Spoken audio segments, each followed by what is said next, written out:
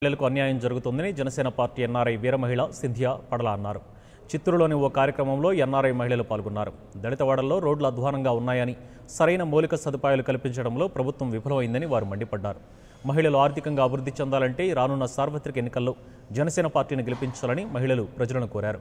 Janasena party అధినేత పవన్ కళ్యాణ్ను ముఖ్యమంత్రిని చేయాలని మహిళలకు పిలుపునిచ్చారు. ఎన్నికల్లో ప్రజలందరూ గ్లాస్ గుర్తుకు ఓటు వేయాలని జనసేన పార్టీ చిత్తూరు ఎమ్మెల్యే అభ్యర్థి అరణి కళాబాబు పిలుపునిచ్చారు. జనసేన సిద్ధాంతాలు చూస్తేనే తెలిసిపోతుందండి సామాన్యులకి ఎంత దగ్గరగా ఉన్నాయో సిద్ధాంతాలు కానీ ఆయన మేనిఫెస్టో కానీ. 22,500 నుంచి 3,500 వరకు రేషను, ఉచిత గ్యాస్ అన్నారు. ఆడవారికి మెయిన్ అదే కావాలండి. రేషన్తో చాలా సమస్యలు ఏంటంటే బార్లు తీరు నిలబడినా కూడా ఆఖరి వాళ్ళకి వస్తుందో లేదో కూడా తెలియదు. తర్వాత గ్యాస్ సిలిండర్ ఎవ్రీ టైం వాళ్ళు కొనుక్కోవాలన్నా కూడా వేచి చూడాల్సిన టైం ఉంటుంది. తర్వాత ఈ గ్యాస్ ఉంటే వాళ్ళకి వండుకోవడానికి ఏ దానికి కూడా ఏ ప్రాబ్లము ఉండదు. ఇంకొకటి మహిళా సాధికారిత అనుకుంటున్నాము. ఏంటంటే మహిళలు ముందుకు రావడం లేదండి. ఏ గ్రామం నుంచి కూడా వాళ్ళ సమస్యలు చాలానే ఉన్నాయి, కానీ ప్రతి ఒక్కటి భయపడుతున్నారండి.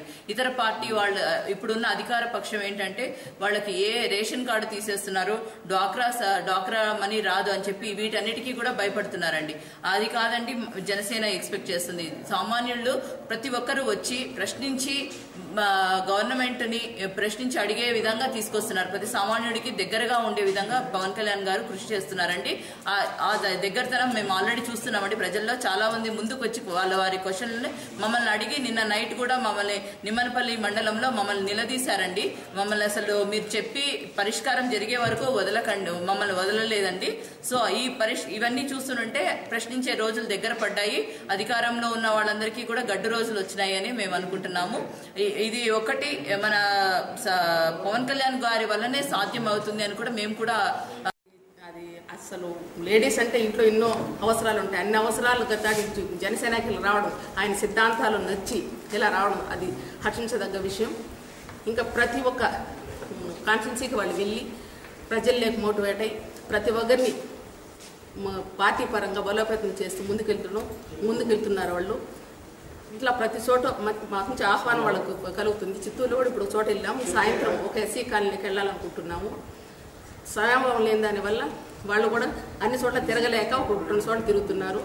వాళ్ళకి ఎట్లు ధన్యవాదాలు ఎలా తెలపాలో తెలియదు. ఇలాగే వాళ్ళు ఎలక్షన్ వరకు కష్టపడుతూ మాతో కూడా కష్టపడుతూ జనసేనని బలోపేతం చేస్తూ పవన్ కళ్యాణ్ గారిని సీఎం అయ్యేంత వరకు విశ్రమించకుండా మా వంతు కృషిగా మేము చేస్తూ ఈ రోజు వాళ్ళు వచ్చారు వెళ్ళిపోయాక మేము గమనడం కాదు, మేము కూడా మా వంతు కృషి చేసి 2019లో పవన్ కళ్యాణ్ గారిని సీఎం చేసేంత వరకు శ్రమిస్తాం.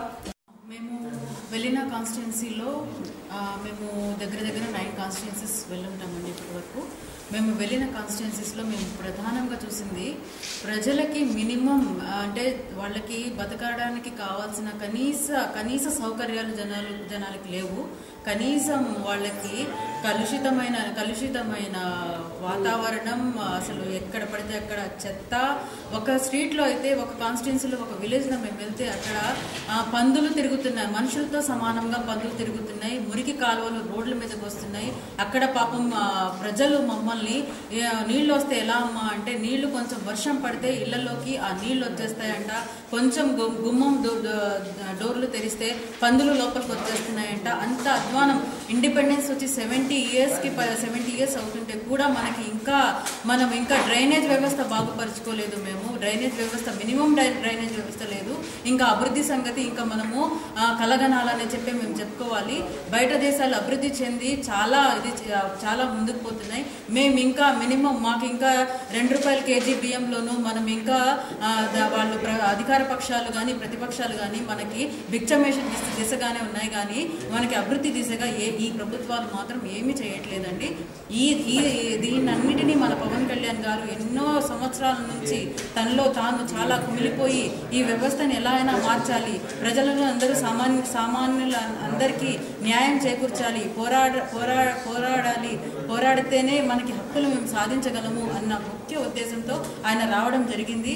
ఆయన స్పీచెస్ ప్రతి ఒక్క వర్డ్ నేను విన్నానండి.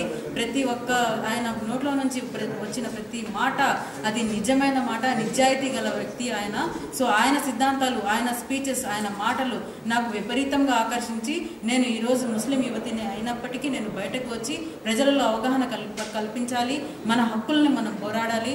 మనకి కనీసం విద్య, వైద్య, ఆరోగ్యం, వసతులు మనకి మినిమం మన 9 కాన్స్టిట్యున్సీస్ తిరిగాం మేము. ఆ కాన్స్టిట్యున్సీస్లో మీరు ఎలాంటి సమస్యలు చూశారు అన్నది అడిగారు.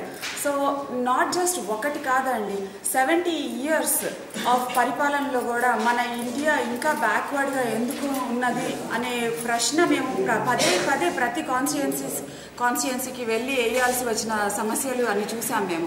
ఫస్ట్ ఆఫ్ ఆల్ రోడ్స్, ఇంతకైనా కానీ మనకెన్నో crores of rupees అలొకేట్ అవుతున్నా కానీ ఇయర్లీ బడ్జెట్ మన రోడ్స్ అస్సలు బాగాలేవండి, horrible roads. The second one is అసలు ఎక్కడ కూడా పర్యావరణ సంరక్షణ అనేది లేకుండా ప్రతి చోట ఎక్కడ పడితే అక్కడ డస్ట్, తర్వాత గార్బేజ్, ప్లాస్టిక్ అండ్ కొంచెం కూడా క్లీన్లీనెస్ లేకుండా అయిపోయిందండి. అండ్ మేము ముగ్గురం స్త్రీలం అయ్యుండి కూడా మాకు ఎక్కడ చూసినా రెస్ట్ రూమ్స్ సరిగ్గా కనిపించలేదు మాకు. సో ఇలాంటిది మేము రోడ్డు పైన లిటరల్లీ 9 days నుంచి ఉన్నామండి.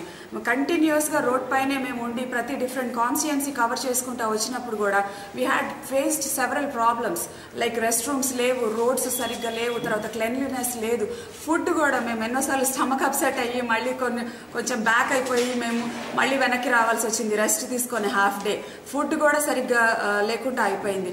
సో ఇలాంటివి మేము చూస్తున్నప్పుడు మాకు అనిపించింది ఏంటంటే ఓన్లీ అర్బన్, మేము ఇప్పుడు సిటీస్కి వెళ్ళాము, విలేజెస్కి వెళ్ళాము, రూరల్ డెవలప్మెంట్ అస్సలు లేదు, అక్కడ లేకుండానే పోయింది.